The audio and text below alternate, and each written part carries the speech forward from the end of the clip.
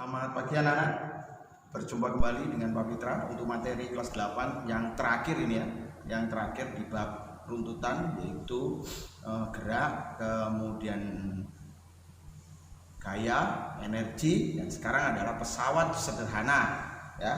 Dari pesawat sederhana ini adalah runtutan daripada sistem daripada gerak, gaya, dan kemudian energi.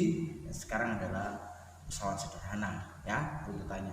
Jadi materi pada pagi hari ini yaitu tentang pesawat sederhana. Nah, kalau kita mengenal pesawat sederhana, apa yang dikatakan pesawat? Arti pesawat itu kalau misalnya kalian lihat pesawat terbang, pesawat telepon, nah artinya apa? Pesawat itu, pesawat arti sebenarnya adalah membantu, memudahkan cara kerja manusia. Nah, itu adalah pesawat. Arti sebenarnya ya, membantu dan memudahkan kerja manusia ya. Contoh misalnya, kalau kita misalnya berangkat dari Surabaya ke Jakarta, kalau lewat jalan darat mungkin hampir 18 jam ya, 18 jam Surabaya Jakarta 18 jam. Tapi kalau dengan menggunakan pesawat terbang hanya 1 jam perjalanan. 1 jam perjalanan ya. Surabaya Bali 12 jam, tapi kalau dengan pesawat hanya setengah jam. Anak-anak, zaman dulu transportasi telekomunikasi dengan menggunakan telegram ya, diantar dengan kuda surat, diantar itu selama 3 hari perjalanan lebih lama lagi ya. Tapi sekarang dengan menggunakan pesawat telepon itu bisa memudahkan dengan cepat kita menghubungi orang-orang yang kita perlukan ya.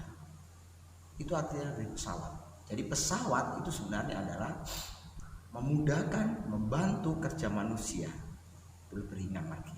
Nah, oleh sebab itu, nah di materi yang ketiga ini, pesawat sederhana itu apa saja yang kita bahas. Yang pertama yaitu tuas atau pengukit. Tuas atau pengukit ini dalam kehidupan sehari-hari orang menggunakan pesawat sederhana untuk mempermudah melakukan usaha. Cara memindahkan batu dengan menggunakan pengukit ya, pengukit. Kalau kita angkat semacam ini berat sekali, tapi kalau dengan menggunakan pengukit ya, diukit gitu ya, dipindahkan dengan menggunakan batu dengan titik tumpu ya, tuas dengan titik tumpu begitu ya, ukit itu semuanya. Contoh misalnya saya pakai terpunya nah misalnya ini, nah pakai terpunya ya, ada diukit begini ya, dicukit begini, nah diukit begini, itu semuanya bisa memudahkan kita. Apalagi kalau tuasnya semakin panjang, maka akan semakin memudahkan kita untuk bekerja ya. Nah, ini adalah macam-macam tuas, ada pengukit ya. Yang pertama ada gunting, ada gerobak, penjepit roti, pinset, kemudian tang, sekop, jungkat-jungkit, dan palu. Nah, di pengukit ini itu ada macam-macamnya, yaitu pengukit jenis pertama, kedua, dan ketiga ya, tergantung daripada letak daripada titik tumpunya ya. Ini ada macam-macam tuas ya. Alat-alat ini digunakan untuk mempermudah kerja manusia lebih mudah lagi ya. Ini coba kamu lihat alat-alat ini sangat memudahkan untuk manusia. Kalau coba misalnya kamu nggak ada gunting mau sobek ini, nggak akan lurus ya anak-anak ya, nggak akan lurus ya. Kemudian ada tang, ada stop untuk memudahkan kalau kita menggunakan tangan itu lebih lama lagi ya, begitu. Nah, hubungan titik tumpu, beban, dan kuasa. Jadi rumus matematisnya adalah W sama dengan LB sama dengan LK dikalikan F ya, dimana W-nya itu adalah berat beban, dan kemudian LB lengan beban, dan F-nya itu gaya, sedangkan LK adalah lengan kuasa ya, lengan kuasa. Nah, itu adalah rumusnya, W sama dikalikan LB sama dengan F dikalikan LK ya. Nah, ini contohnya, saya kalau misalnya mempunyai beban sebesar 100 Newton, kemudian di beban itu adalah lengan beban 50 cm, dan kemudian dari lengan beban kemudian setelah titik tumpu itu adalah lengan kuasa setelah sejauh 2 meter. Kalau dijadikan cm 200 cm, berapakah lengan kuasanya? Berapa lengan kuasanya? Nah, mari kita lihat dengan sesama ya. Lengan kuasanya berapa? Ini dia. Nah, selanjutnya anak-anak saya akan lanjutkan ya. Jadi contoh soal semacam ini, maka pembahasannya bagaimana? Nah, pembahasannya adalah yang pertama kita ketahui dulu adalah W-nya sama dengan 200 Newton, kemudian LB-nya 50 Newton, dan kemudian LK-nya 2 meter, atau kalau dikonversikan menjadi 200 cm. Nah, bagaimana mengerjakannya? Rumusnya dulu, yaitu W sama dikalikan dengan LB sama dengan F dikalikan dengan LK, sehingga diperoleh 200 kalikan 50 sama dengan F sama dikalikan 200. Nah, 200 nya dicoret, maka F nya tinggal 50 Newton. Nah, jelas yang ngerti ya, anak yang gampang saja ya. Ya, gampang saja untuk teori daripada pesawat sederhana tuas ini ya anak-anak ya. Saya lanjutkan. Nah, yang kedua adalah bidang miring. Kalau kita ngomong bidang miring ya, benda, segala sesuatu yang digunakan untuk miring itu semuanya adalah mempermudahkan manusia. Contoh, kalau misalnya kita dari di sekolah kita di tangga di lantai pertama ke lantai kedua ya, kalau kita menggunakan tali mungkin lebih berat lagi, tapi kalau ada tangga itu lebih memudahkan lagi kalau kita ada eskalator yang bisa berjalan dengan miring begitu, atau lift yang bisa naik turun dengan menggunakan itu, nanti kita bahas dengan katrol ya. Nah, semuanya bidang miring itu adalah menentukan kerja manusia lebih mudah ya.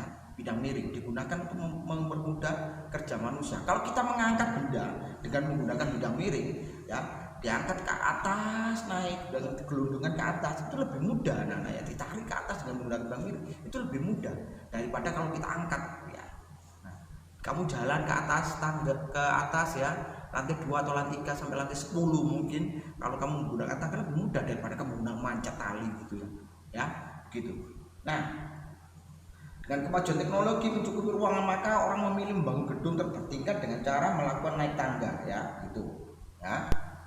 Nah, sebenarnya prinsipnya adalah dengan menggunakan energi potensial yang sudah kita pelajari minggu yang lalu, di mana energi yang dimiliki oleh suatu benda karena kedudukannya secara matematis sama dengan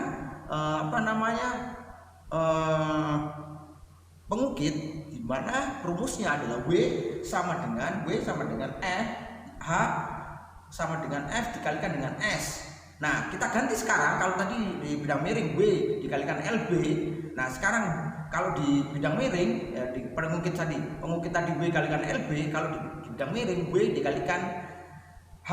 H itu apa? H itu adalah height atau ketinggian. Nah, sedangkan S itu adalah panjang bidang miring ya. Panjang bidang miringnya itu adalah S. Bidang miringnya itu adalah S, sedangkan H-nya adalah ketinggian. Nah, dari W dikalikan dengan H-nya dengan ketinggiannya, sedangkan F dikalikan dengan bidang miringnya atau jarak miringnya ini ya. Sama dengan rumusnya dengan tuas tadi, W kalikan LB sama dengan F kalikan LK. Kali ini W kalikan H sama dengan F kalikan S ya.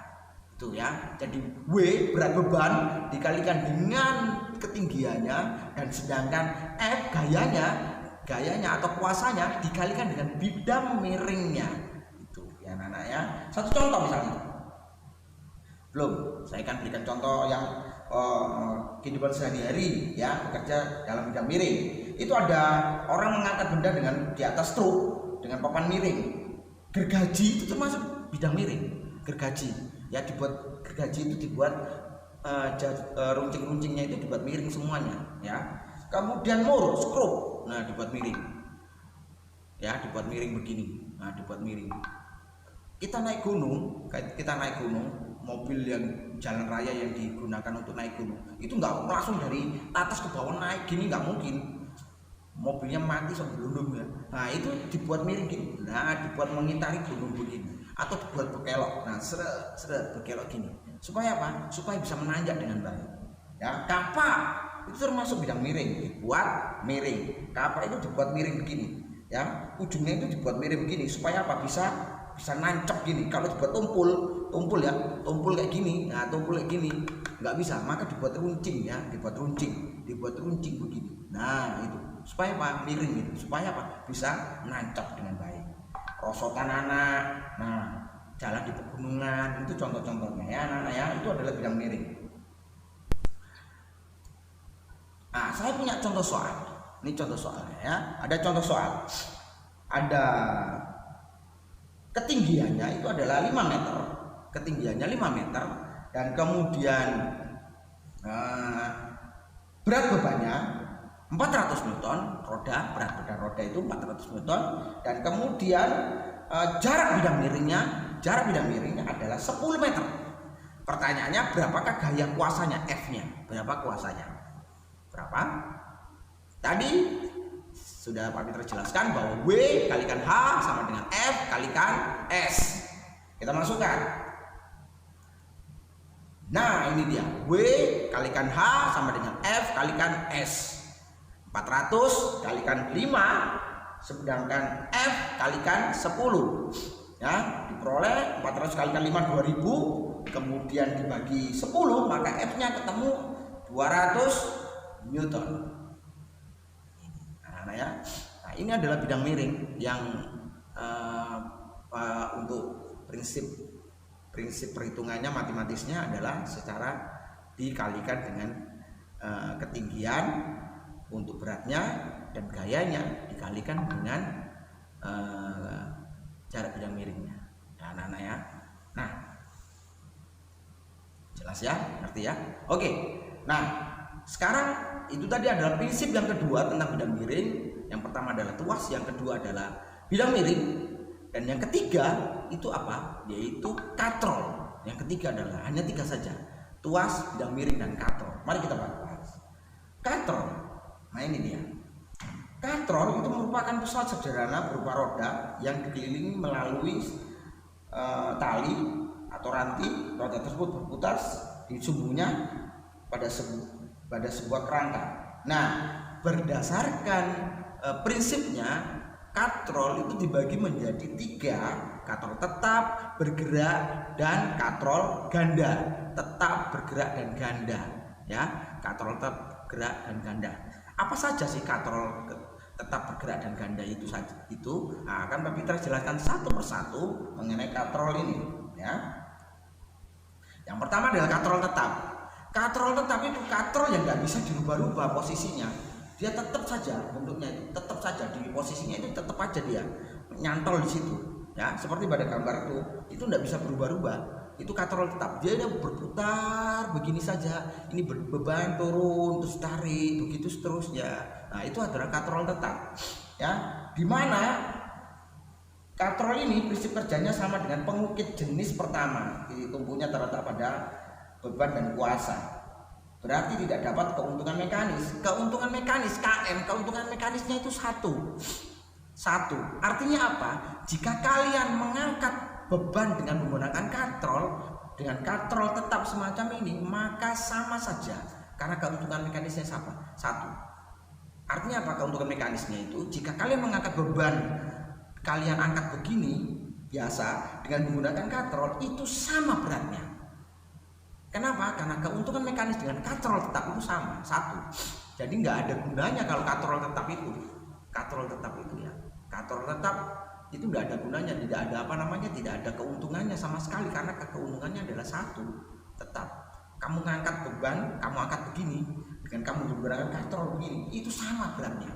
Dengan gaya yang kamu keluarkan, energi yang kamu keluarkan, itu sama. Ya. Nah, ini contohnya. Keuntungan mekanisnya satu. Jika 50 kg beratnya, 50 kg masanya itu ya, 50 kg, maka gayanya berapa gayanya? gayanya yang kamu keluarkan yaitu sama dengan W sama dengan M, sehingga diperoleh M nya 50 kg, kemudian W sama dengan M kalikan G 500 ya, 500 Newton, maka F nya juga sama yaitu 500 Newton. Jadi ingat-ingat ya anak-anak ya. Jadi ketika kamu menggunakan katrol tetap dengan katrol ganda, katrol tetap ya dengan mengangkat biasa itu sama harganya, yaitu jika kalian beratnya kamu angkat 500 Newton, maka yang kamu keluarkan, gayamu yang kamu keluarkan itu ya sama, yaitu 500 Newton ya, 500 Newton. Karena apa? Katrol tetap itu tidak ada fungsinya atau tidak ada gunanya, karena keuntungan mekanisnya adalah sama, yaitu 1. Jelas ya anak-anaknya. Nah sekarang yang ada fungsinya yaitu katrol bergerak. Karena apa? Katrol bergerak ini keuntungan mekanisnya adalah 2. Keuntungan mekanisnya 2, katrol bergerak. Jadi ini tali, kemudian katrolnya naik turun gini aja, naik turun gini, aduh, ditarik dengan gimana? Ditarik dengan tarik turun, naik turun, naik turun, naik turun. Ya. Nah, seperti contohnya lift gitu ya. Lift itu bebannya banyak pun mesinnya itu kecil. Tapi yang digunakan apa? Katrolnya itu banyak sekali anak-anak. Jadi katrolnya itu mengeliling. Katrol berganda banyak. Nah, ini Pak Mitra jelaskan. Ya, berarti keuntungan mekanisnya 2. Nah, satu contoh misalnya.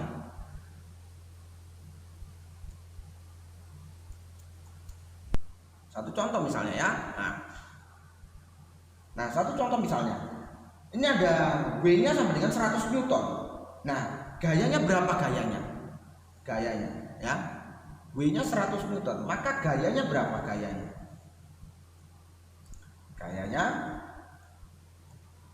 Nah, keuntungan mekanisnya itu 2. Kemudian W-nya itu sama dengan 2F. W-nya sama dengan 2F. Ya, W-nya sama dengan 2F, dan kemudian maka 100 sama dengan 2 dikalikan dengan F, maka F-nya sama dengan 100 bagi 2 atau 50 Newton. Ya, ini anak-anak sampai di sini 50 Newton. Jelas ya anak-anak ya. Jadi 50 Newton. Ya, 50 Newton.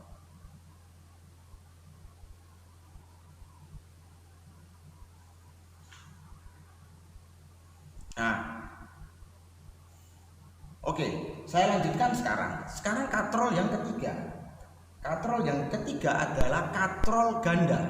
Katrol ganda itu bagaimana sih katrol ganda itu? Katrol ganda itu adalah katrol yang bentuknya bersusun-susun. Seperti tadi Pak Mitra contohkan lift. Lift itu susun-susun. Kemudian eskalator itu ya, itu katrol itu lift gitu ya. Terus kemudian untuk di mengangkat benda dengan menggunakan katrol gitu ya, itu katrol itu berganda-ganda, banyak tali yang melingkar begitu, tali yang melilit itu tujuannya untuk apa? Memudahkan. Nah, sedangkan katrol ganda itu keuntungan mekanisnya bergantung kepada tali yang mengekang. Nah, contohnya begini. Kalau ada 2 katrol semacam ini, yang pertama adalah 2 katrol dan yang ketiga ada 4 katrol ganda, 2 katrol ganda dan 4 katrol ganda, maka keuntungan mekanisnya itu berapa? Keuntungan mekanisnya yang 2 katrol ganda itu sama dengan 2, dan sedangkan yang keuntungan mekanisnya maka kalau misalnya dihitung, maka W sama dengan 2F ya, diperoleh sama yang tadi, yaitu 100 dibagi 2 sama dengan 50 Newton. Ya, 50 Newton. Nah, bagaimana dengan katrol yang isinya 4 tadi? Nah, kalau yang isinya 4 itu keuntungan mekanisnya berapa? 4. Sebenarnya bukan dari jumlah katrol ya, tapi adalah tali yang mengekang ya, tali yang mengekang itu ada 1, 2, 3 dan 4. Ya, tali yang mengekang itu, ya. Nah, F-nya, W-nya sama dengan 4F, sehingga 100 dibagi 4 ketemu 25 Newton. Nah, semakin banyak katrol, maka semakin banyak pula keuntungan mekanis atau kita diuntungkan, manusia itu diuntungkan. Nah, semakin banyak katrol maka keuntungan manusia itu semakin ringan, ya, semakin ringan, ya, semakin ringan. Nah, ini adalah contoh-contoh daripada katrol yang digunakan untuk pesawat sederhana, ya. Nah, contoh adalah roda gigi, nah, gear. Nah, itu adalah energi keluaran bermanfaat dengan energi masukan. Ini sama, ya, prinsipnya dengan menggunakan katrol tadi, ya. Nah, sekarang kalau misalnya Pak Pitra punya 3 contoh katrol semacam ini, yang pertama katrol tetap, kemudian 2 katrol ganda, kemudian 4 katrol ganda, berapakah gaya ketiga katrol tersebut jika W-nya sama dengan 400? Ini contohnya, ya. Kalian bisa hitung berapa itu nilainya, ya, nilainya kamu hitung. Nah, sekarang kalau di dalam tubuh manusia, pesawat sederhana itu digunakan untuk apa di dalam tubuh manusia ini, ya? Contoh, tubuh kita ini juga berasal dari sederhana. Otot leher bekerja ketika sedang mendongakkan kepala, ya. Ini semuanya pesawat sederhana. Nah, ini semua pesawat sederhana. Ini pesawat sederhana, ya. Terus kita angkatin. Nah, itu semua pesawat sederhana, ya, anak-anak. Ini tubuh kita ini semuanya pesawat sederhana. Kalau kita normal, maka kita semua bisa menggerakkan tubuh kita ini, ya, menggerakkan tubuh kita ini. Nah, nih, perhatikan gambar ini. Ada titik beban, ada titik kuasa, dan ada titik tumpu, ya. Beban, ya, terus kemudian ada titik tumpu, dan ini ada kuasa, ya, kuasa. Ini semuanya adalah prinsip daripada pesawat sederhana pada tubuh manusia, anak-anak, ya. Nah, demikian anak-anak. Jadi pertemuan kita pada pagi hari ini. Semoga pertemuan kita pada pagi hari ini menjadikan kalian menjadi semakin mengerti bagaimana pesawat sederhana itu membantu kita dalam mengerjakan semua pekerjaan manusia. Sampai bertemu kembali di